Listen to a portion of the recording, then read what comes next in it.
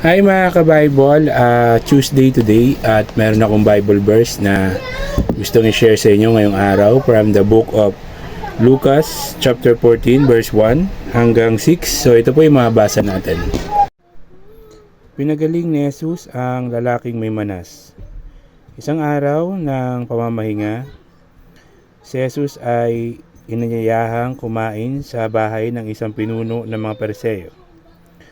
At binabantayan nilang mabuti ang kanyang mga kilos.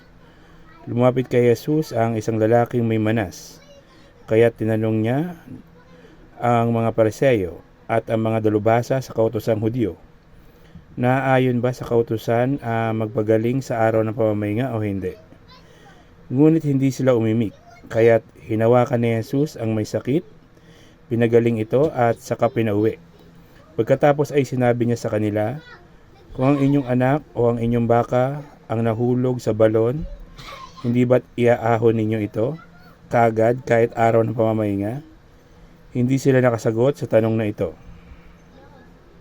So yun po yung mensahe sa atin ngayong araw ng Lucas chapter 14 verse 1 hanggang 6. So keep safe, God bless, always remember, Jesus loves you. Bye bye.